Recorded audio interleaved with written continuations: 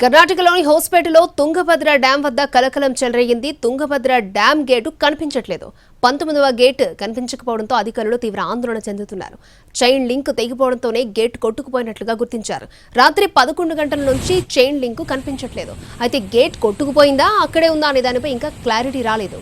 కానీ మిగతా గేట్లకు ఎలాంటి ఇబ్బందులు లేవని చెప్తున్నారు కర్ణాటక ఇరిగేషన్ అధికారులు. మరోవైపు తుంగభద్ర డ్యాం నుంచి రాత్రి 5 గంటల్లోనే 75,000 క్యూసెక్కుల నీటిని దిగువకు విడుదల చేశారు. ఈ సీజన్లో తుంగభద్రకు భారీగా వరద పోటెత్తింది.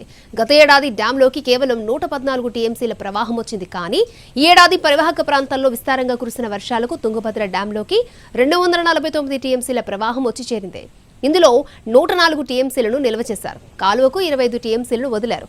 మిగిలిన 120 టీఎంసీలను డ్యాం గేట్లెత్తి దిగువనున్న శ్రీశైలం ప్రాజెక్టుకు వదిలేశారు. ఏటా తుంగభద్రలో పూడిక పేరుకుపోవడంతో డ్యాం నిల్వ సామర్థ్యం తగ్గుతూ వస్తోంది.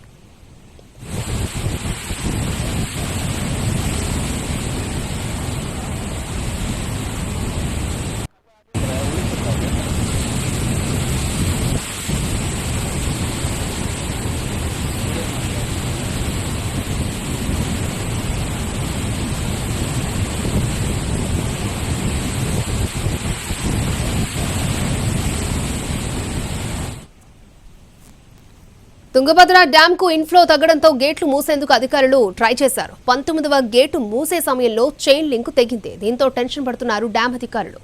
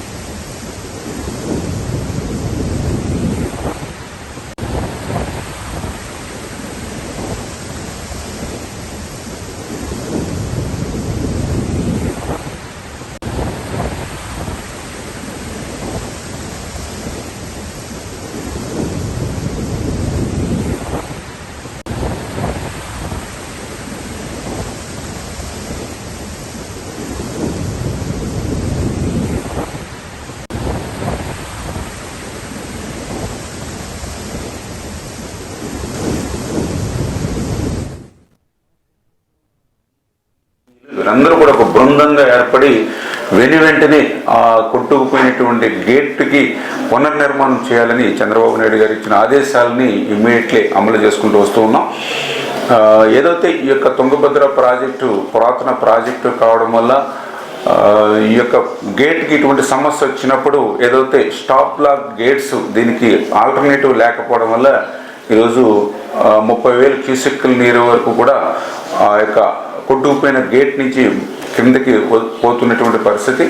అయితే ఒక్క గేట్ నుంచే ఇంత నీరు పోతే మిగిలిన గేట్స్ కూడా ప్రెజర్ ఏర్పడుతుందనే ఉద్దేశంతో, అదేవిధంగా మళ్ళీ కొట్టుకుపోయినటువంటి గేటు స్థానంలో మరొక గేటుని ఏర్పాటు చేయాలి. కాబట్టి నీటిని కూడా తగ్గించాలనే ఉద్దేశంతో 90,000 క్యూసెక్కుల నీరు వరకు కూడా క్రిందకి వదులుతున్నామని చెప్పేసి సంబంధిత